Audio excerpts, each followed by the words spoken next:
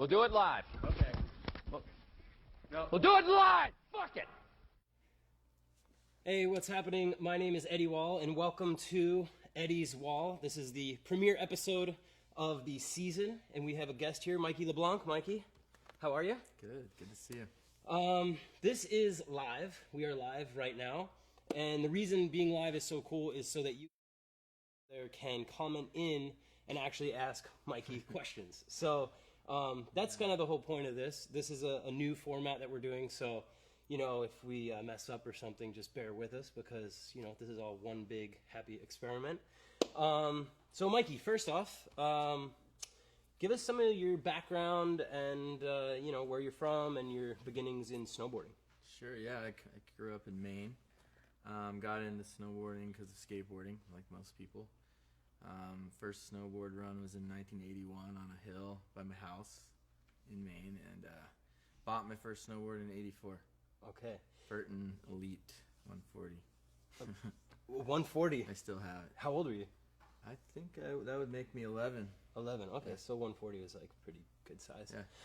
So what, we were talking yesterday a little bit, what is, you know, you were saying that you were kind of starting snowboarding from the beginning, back when it wasn't this big, massive sport, and it was actually not even allowed at some of the resorts near you?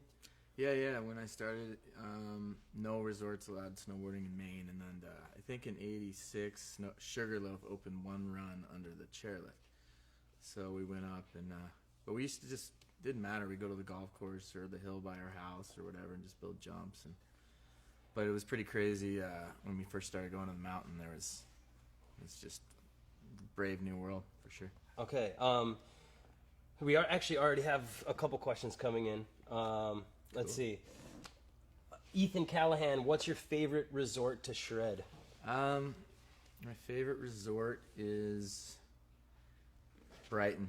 Definitely Brighton, Utah. Okay. Best mountain. I mean, it's just fun. You got a bunch of little short hikes for powder. Really good park if you're into that. And then ton of little good cliffs to get out and have fun with. And the vibe is super cool there. Okay. So, yeah. I mean, you know, I feel like we've already got the questions pouring in. That's so, cool. I mean, we have a bunch of stuff we want to talk about, but I say we just get into just some of keep these questions because, sure. Keep them coming. Let's see here. Mikey, where did your hair go though? That's Rodrigo Muerte. Thanks, Rodrigo. I like your last name. Muerte. You shaved it. Yeah, I mean, this is how it goes. This is just the easiest way to wake up in the morning and not think about even look. I don't even know if I've looked in the mirror in a week. I like it. So. And then also, we kind of talked about this before a little bit, but Stephen Eng, or ENG, Stephen Eng, what got you into snowboarding? Skateboarding. So I was skateboarding. Thrasher magazine used to do something in the back called Cold Snap. It was this rad little article. And I was like, wow, because we were skating, it was freezing in Maine snow, and there was this photo of, I don't remember who it was, might have been even Steve Caballero, snowboarding, and it was like, wow, there it is, right there. Yeah. So we all basically took old skateboards, took the trucks and the wheels off, flipped them around backwards, and we're trying to snowboard down the hill with those in the winter. And then from there, we discovered that snowboards were affordable if you had to pay for it. Right, yeah. Let's see here. Garrett Joseph comments, Mikey, when you ollied that giant double set in Big Bear, the double set that we posted this morning, it's at the Big Bear High School, massive double set. He said, did your legs or feet hurt afterward, and were you wearing a mouthpiece? I didn't have a real mouth guard, but I put a piece of cloth in my teeth. And Wow. whenever I did big ollies, I would do that because, I mean, number one, concussions are a serious thing, but also I've broken so many teeth ollieing stuff, so I just did that. And then the next day, I think I hurt more from the hangover because we partied hard that night. It was fun. So I don't remember if my legs hurt. Perfect. My back probably hurt. Yeah. Let's see. J. Michael Gordner. What deck do you ride? I'm guessing now. Like what board? These days, I have a bunch of friends that have snowboard companies. So honestly, whatever I get for free. right now in my quiver, I'm riding a Powder Jet, which is an all wooden snowboard. I ride a US Shapes. It's my homie Gray's brand from Tahoe. I have an IP Project board, which is a park board from the Midwest, and a Jones powder board for deep pow days. So. Would you say you're one of these guys, because now it's pretty trendy to kind of have a quiver? Yeah, I think it's really important to have a quiver. I mean, if you can afford it or whatever, like there's no doubt that there's an ATV board, if you can only afford one board, that you could ride anywhere. Yeah. But if you're really, I mean, the powder boards make a huge difference. The park boards make their own difference. So yeah, it's everything. Like when I'm riding an aggressive like ATV snowboard and powder, I ride and I'm looking to jump off everything. Yeah. But if I'm on that powder, like the Jones Storm Chaser, I'm just cruising. I don't even care about jumping off anything. Right. It just changes the way you see the mountain, and it's rad for sure. Awesome. It's really rad. Let's see. I don't really know what this is about, but Timmy Like a Boss says, were there any repercussions from the G-Wagon coffee mug incident? I have no idea what he's talking about. Can you, Timmy Like a Boss. Timmy, can you tell us more what you're thinking? You might need to reevaluate or give us more information on that question. Yeah, I don't know. G-Wagon coffee cup. I don't know. Evan, let's see. Do you still get super angry when you don't land a trick? I know with some of your intros, you had the classic freak out intros. Yeah. I mean, no, because I don't really film anymore. Right. I mean, that was pretty much all about like almost dying. Yeah. And then being like, fuck, I got to do this again. Right. That's why you would flip out? Pretty much. Yeah. Right. I was like, no. Yeah. But no, I don't film anymore. So I pretty much just laugh a lot. All right. Let's see. Okay. Ian Cope or Ian Cope. Who are your favorite photographers to shoot with? That's a good question. Yeah, that's cool. I mean, the guys that I shot with most were Andy Wright, who's staff transrolled. The reason why I love shooting with Andy is we'd have great times on trips. We're about the same age. We both love beers. And he's just a homie. Like, we've known each other. He missed one photo of me, and we shot hundreds of times, and he just asked me to do it again. And that's when you fired him. That's when I fired. That's when I quit snowboarding. But him, I loved shooting with E-Stone. Yeah. He is just hilarious. We go on road trips and just laugh so much. Bob Plum, same thing. They're both epic. All those dudes are epic, and they're just real. I remember one thing I thought was cool about with Andy Wright that I had never had happen before was like he would set up 2 different cameras. I don't know if that's like a... That's a top secret. I don't know if that's like a secret or something, but yeah, I thought that was pretty interesting. Yeah, I mean, Andy was like, he's the guy that like basically gets the most epic photo. He's not the most artistic of photographers, but the guys that are getting artsy fartsy often miss the real aggression of the shot. Yeah. Andy's focus has always been like the riding, get the gnarliest riding photo you can possibly get, and that's what I often wanted to do because I wasn't trying to be the guy who was getting the method shot. I was trying to do something gnarly, and so that's why I think I shot with Andy the most. Yeah. So. Speaking of like kind of getting gnarly and trying tricks that are super scary, what are maybe a few of your career highlights? Like definitely the ollie at Big Bear. Yep. Little unknown, probably less known. There's a shot in one of the Kingpin movies of a cliff. It's right next to the Roughinator if you're right and local, but it's basically an air off a cliff where you air down into a chute and land on this pillow. And I had to try it 3 times that season. Whoa. It's like you land on a pillow and you're going way down. You have to it's like kind of a cornice, and the cornice breaks off after you, so it follows you down. So that's one of my favorite shots ever. That too. And do you know what movie that was in? I think it's Chad Otterstrom would know what it's in, but I think it's in Chronicles maybe. Okay. Yeah. And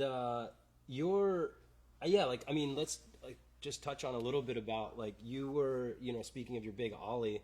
I remember like one of the first ones for me that stood out when you did that was the one, I think it was in the Brighton parking lot. Brighton, yeah. And was that Brainstorm or? That was Brainstorm, I think. And I mean, had you done some before that? That one's the one that really was like.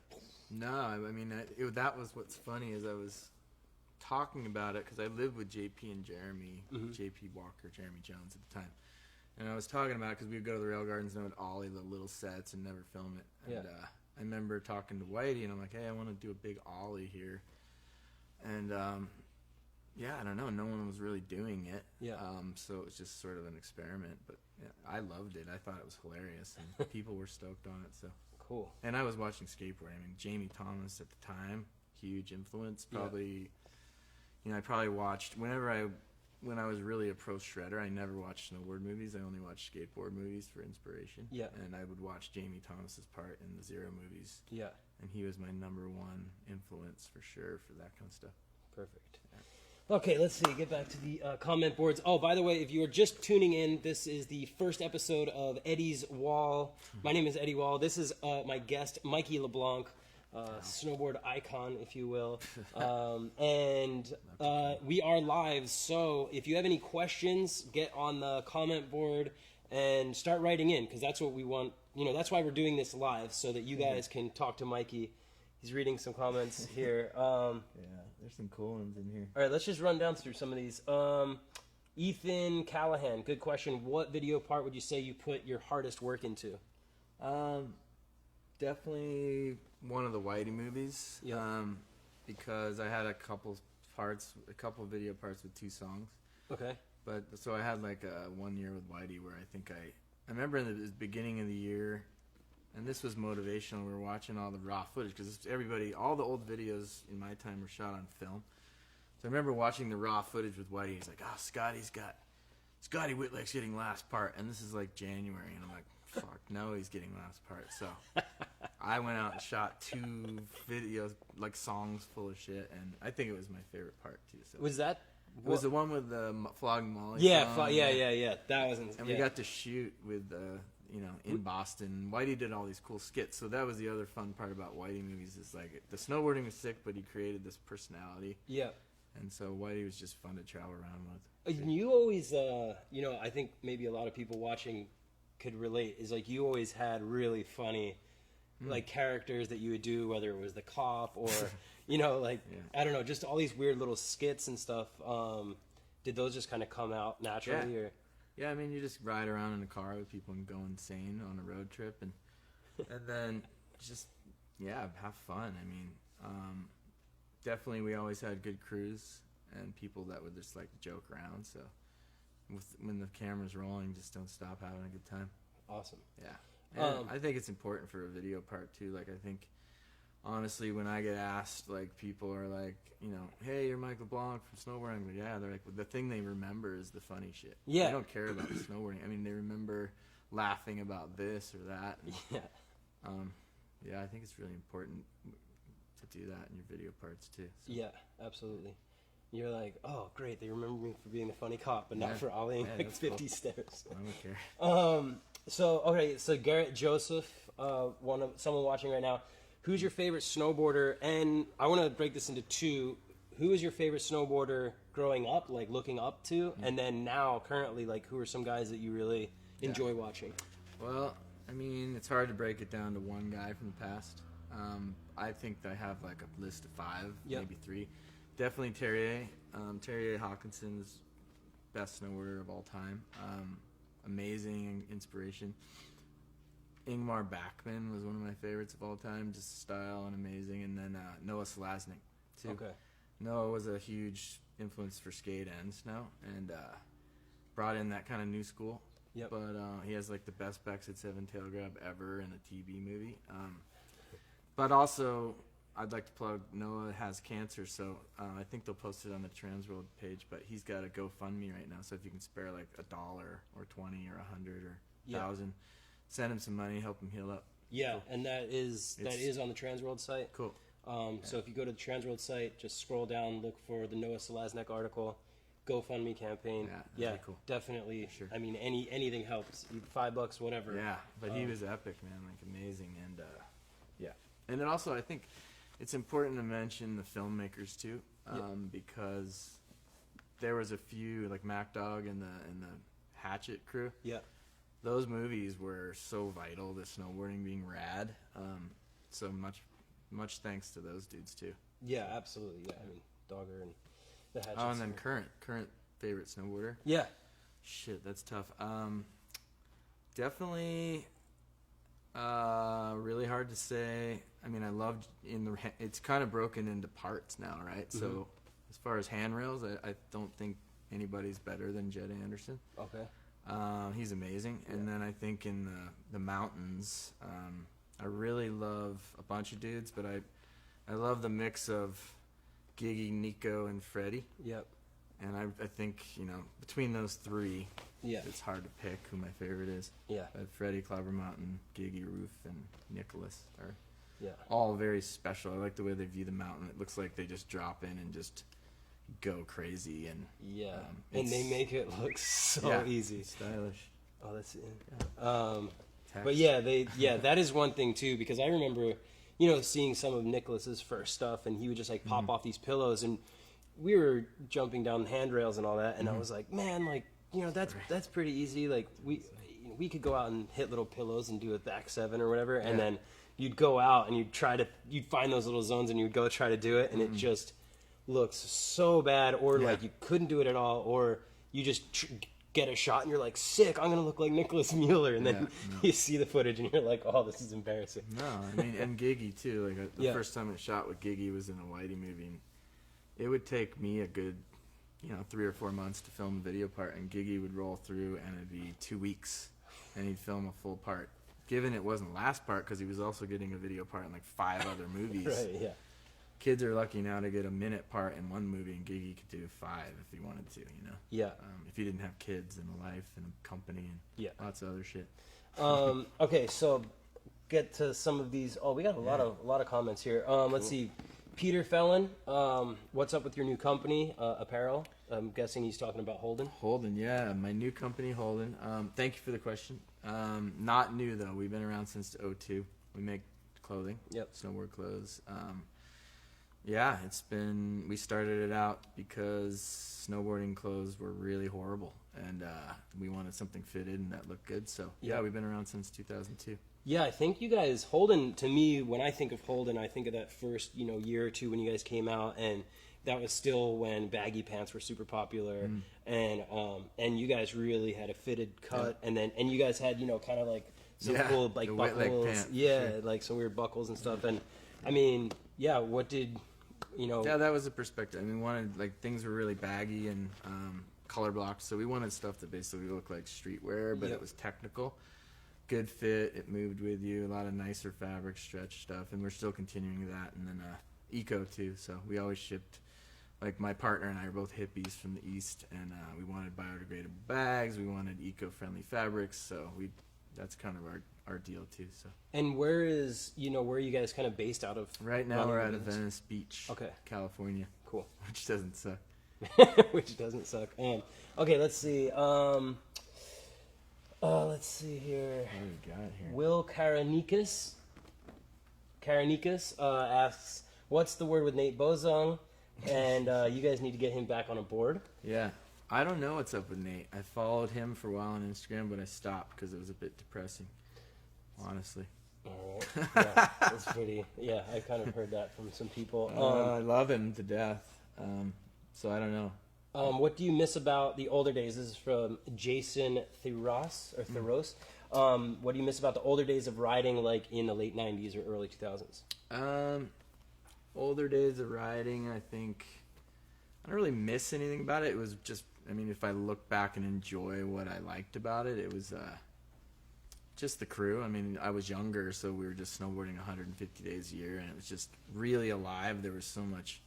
I came from probably like a third generation of professionals. Yeah. Like the founders and then the new thing, and I was part of this like new school thing in the early 90s, and that was fun because we were like kind of handrails came back, we were kind of developing this thing, so that kind of like progression is what I miss personally about snowboarding when I was, but as far as like I don't miss anything about that era or wish it was here now. Right. You know what I mean? Right. Yeah. So kind of on that, because I mean you've really come from the beginning days of snowboarding, from when it was illegal on the mountains to working your way up to turning pro to getting paid. Probably one of the first generations to actually make a solid living off of snowboarding.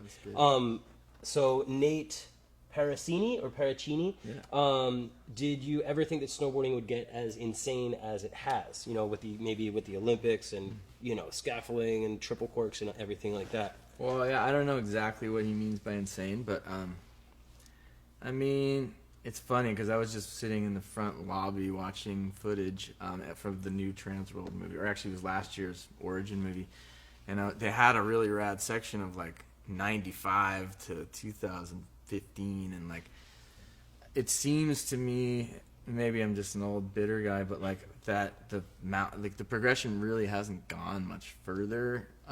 It has a bit, like a little bit here and there, but I don't know. It doesn't seem that insane to me. Like there's definitely kids doing more flips and blah blah blah, and that stuff's gnarly. But I think, yeah, I don't know if it's that much crazier than it was 15 years ago, to be truthful. Cool. Yeah. Let's see. KC Barrow, camber, rocker, or hybrid, or do you prefer your toboggan? Camber for sure. But if there's a toboggan around, I would happily ride it. Yeah. But camber, I think there's a place for the rocker stuff. But I like camber. I like carving. Some of the blended stuff is really interesting, where it's like a camber under the feet, and like for powder, I do think like a rocker nose is really helpful.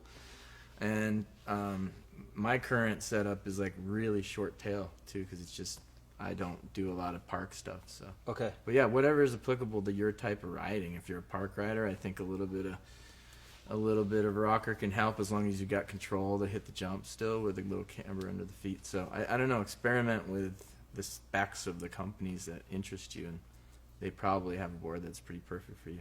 All right.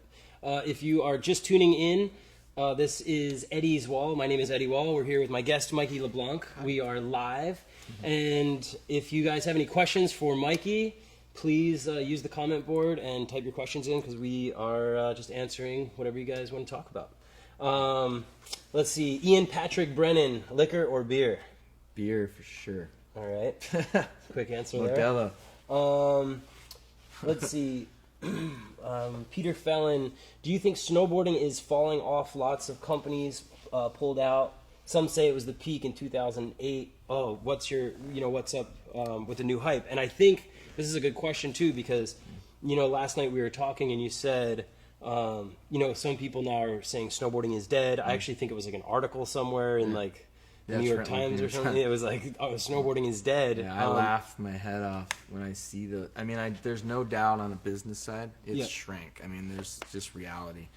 And I think business is harder to do. I own a brand, Holden, we work on it. I know there's less retailers, there's less stores. Some of the largest stores are closing, whatever, like Sports Authority is going away or whatever.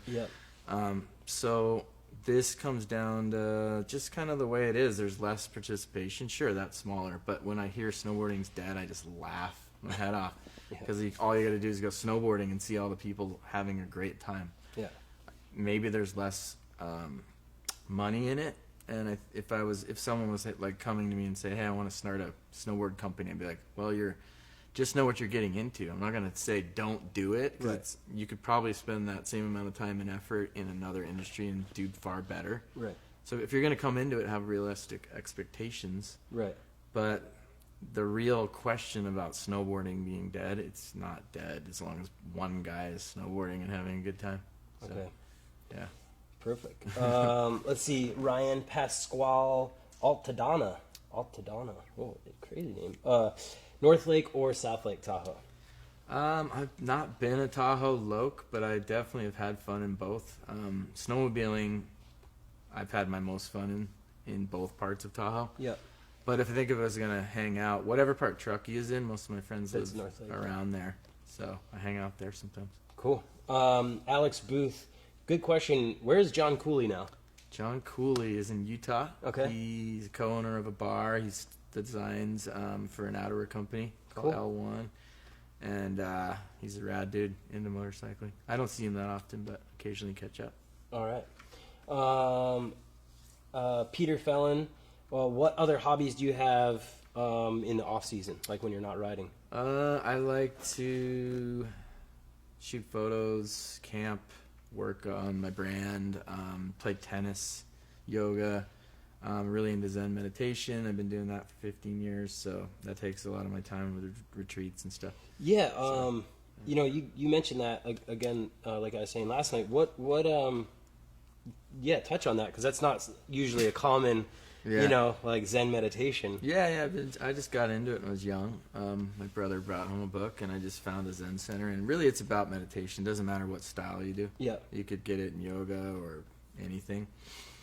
I just like it because it calms you down. It gets you kind of out of a limited perspective. It opens up a lot of perspectives, and I also think it helps my snowboarding for sure. Yeah.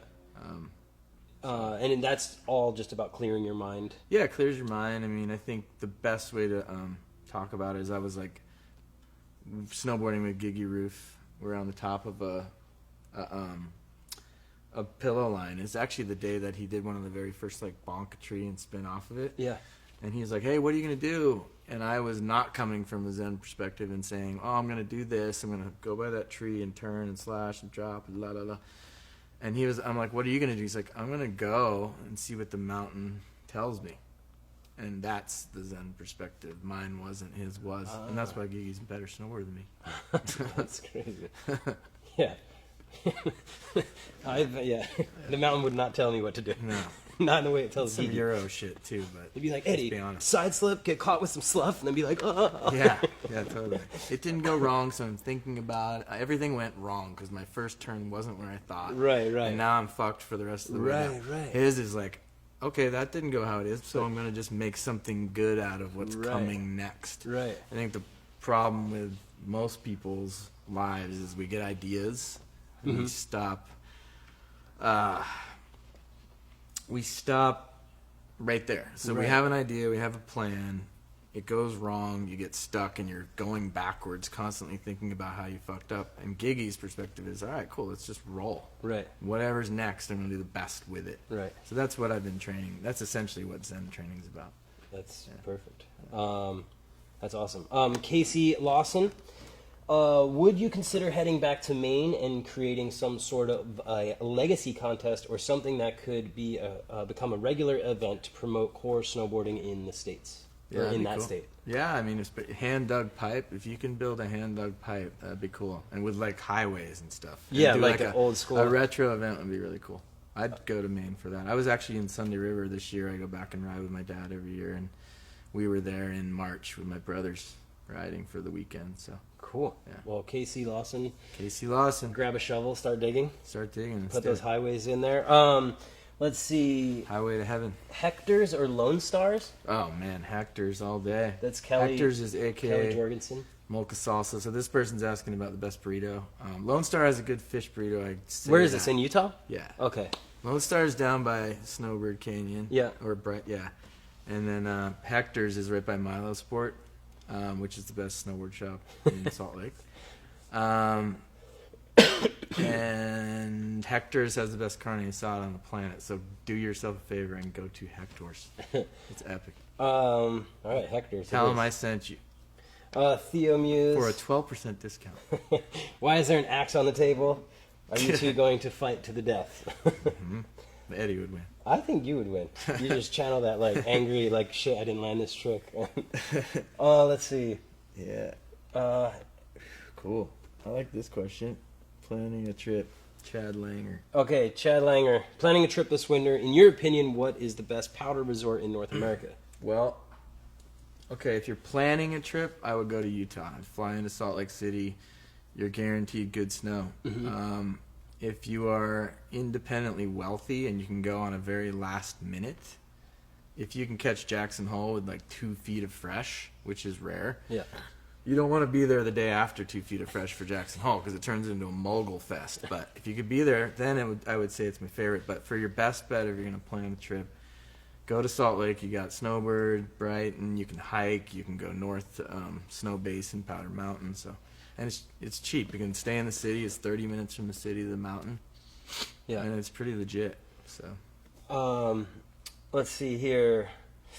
What's your take on full video parts turning into Instagram clips? Eddie Spang. And this is kind of a good point because people are actually putting out some of their banger shots on Instagram. Yeah. Just there you go. I don't know. I think it's cool. I mean, just don't fight it. I think Yeah. I do like the video part with like the wait for it. I think it's fun to watch a whole video, but I'm old. I mean, I'm gonna just be the first to tell you that Snapchat, I haven't even, I can't comprehend it. And Yeah, kids same, that yeah. are in it, I mean, they want it now or whatever. Sometimes it's good to teach them to wait too and Right. like learn to have some patience. But it's the culture's going live, so who knows? I mean, we're live right now on Facebook. Yeah, right. I Yeah, mean, can't really. I can't say either or. Yeah, Honestly, I don't. Whatever the rider wants to do with their footage is cool. All right. I mean, do you think it has a little bit less of a lasting impression? Yeah, I mean, I think there's something to be said about putting. I've always thought the video part is like a song. I mean, Right. it's so important, and it's like it helps you build a feeling, which is get someone stoked to snowboard, rather Right. than the 1 second trick thing, which is like, oh, cool, that's gnarly, it makes me want to snowboard. But Right. I always loved watching the video part and then being on the mountain, like singing the song in my head of the Terrier part that was stoking me out. Yeah. You know, but this is pre-cell phone, so I don't know. It's different now. Kids can look at it on their cell phone on a lift and look at that one shot and get stoked. So Right. I don't know. I don't really have an opinion. Cool.